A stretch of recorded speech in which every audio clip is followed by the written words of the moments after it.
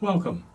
I'm John Bear Raber, and I've spent the last 50 years studying the history of this world between the Atlantic and Pacific with the Mississippi in the middle, which I prefer to talk of as the home of the first people.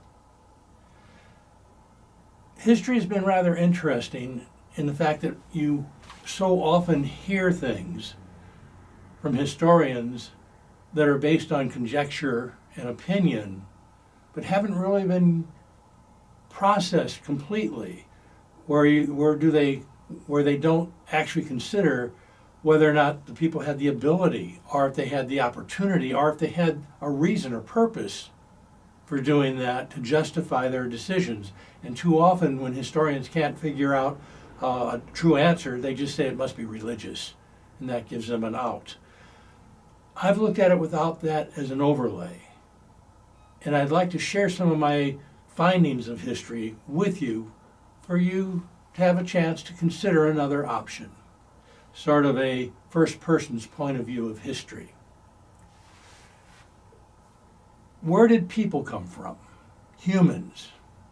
According to history today, it's believed that humans were originally a form of bonobo, or chimpanzee, early predecessors of the ape, and we went off into a different direction. But why? Why did we go off into a different direction? Why did the ape become the big, strong, powerful, furry critter it is today, and we become literally the hairless ape? Most people believe that in the early times, people were on a plane, and the reason they stood erect, was because they needed to be able to see over the tall grasses. An interesting theory, but why? When they stood up, it would make them more visible to some of their predators and wouldn't give them any advantage at all, because people were never fast, they were never strong, they had no claws, they had no teeth, they had no opportunity to win in a battle with a predator. So it misses out in history as a potential reason. Also, if the expansion of people were over land, all they would be doing is exposing themselves to more predators, not to mention small animals like spiders and snakes that were often just as deadly as the large predators. Another theory's come up, and you can check it in Wikipedia, called the aquatic ape. Now with the aquatic ape, the theory is that the bonobo chimpanzee people were living in a tree situation in a plain that flooded. And they found that they could survive quite well in the flooded plain, with the water being a protector from some of the predators. Obviously, if there were larger predators in the water like a crocodile or a large snake, these people could ultimately kill the larger animals by wiping out the small animals in the nests of the eggs, ultimately resulting in a loss of the larger animal. Another reason is they could have been moving closer and closer to the ocean, where that first area of the ocean has fewer predators than the deeper water does. In either case, this would have given the first people a chance to be in the water most of the time. They didn't have to be like the seals, or the dolphins, the whales, which are all mammals that went into the water. They were more like the elephant, the rhino, the hippopotamus, which in fact all those animals also don't have a hairy body, which is more like us. Part-time in the water, part-time out of the water. So that would explain why the hair would have become unnecessary. In fact, hair primarily grows in places where we need it for lubrication, under the arms and between the legs, where you have more skin rubbing together and need something to prevent that from becoming a problem area. So that gives a reason for losing the hair. Why was our hair still long? Well, if in fact we were in the water and we had children, babies, if a predator came from either land or water, the person could start swimming, and by putting the baby on the back and throwing the hair back to the baby had something to grab onto. And Most of you who have long hair, as I do today, know as soon as you pick up a baby, the first thing they do is grab onto your hair. Might in fact go back to that early process of how the babies were able to survive while the parents were making their escape. So that's another potential benefit to the aquatic ape theory.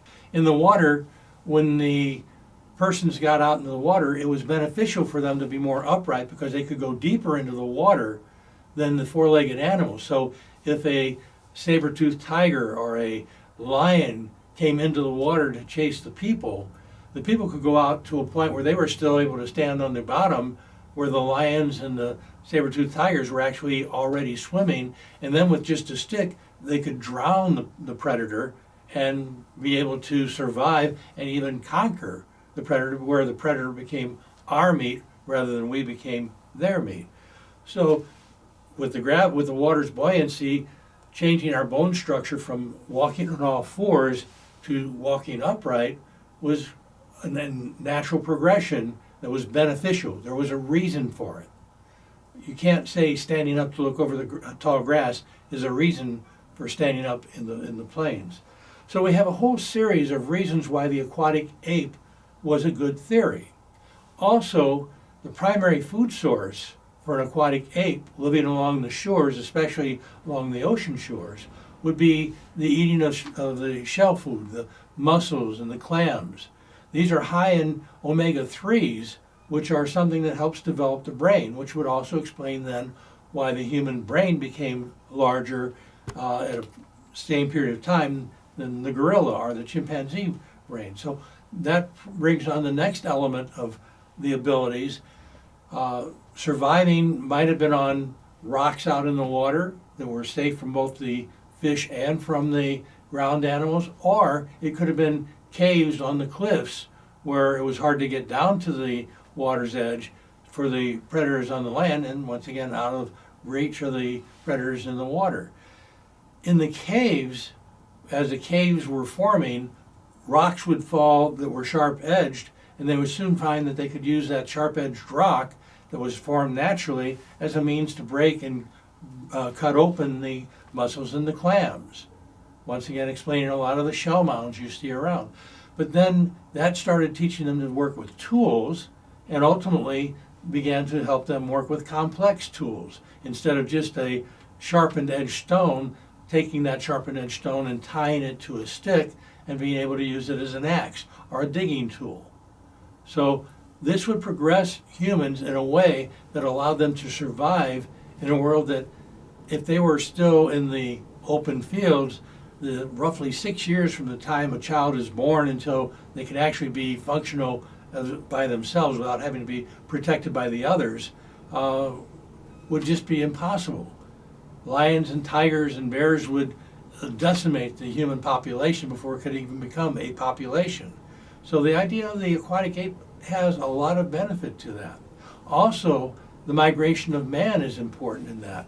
If in fact we accept that mankind started around the waters inside the African continent, a large lake, they would have migrated around that lake, and then ultimately the lake would have poured into the ocean, and they would have followed that into the ocean and then moved from that point in both directions as far as they needed to as a population grew.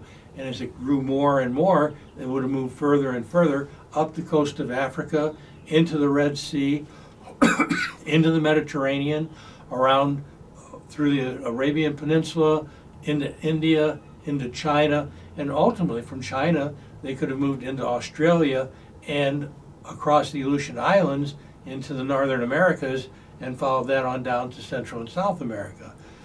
The concept of a water-based people would have meant that crossing water beyond their view, their sight, wouldn't have been as big a problem if they were in fact living in the water as a basis in the first place. So the idea that people could have populated the world early on, we might have had people moving from Africa to South America more than 70,000, 80,000 years ago, before the major volcano, the supervolcano Toba, and the supervolcano eruption that supposedly killed almost all the people north of the equator some 70,000 years ago. So people could have already made it to the Americas before that, and since America is south of the equator, there might be people living today that have been there for over the 70,000 years. So this is a basic story of the aquatic ape, and it's something to consider as a possibility, contrary to what history is presently telling us. Thank you, and I hope you join me for more future first persons concepts of history. Thank you.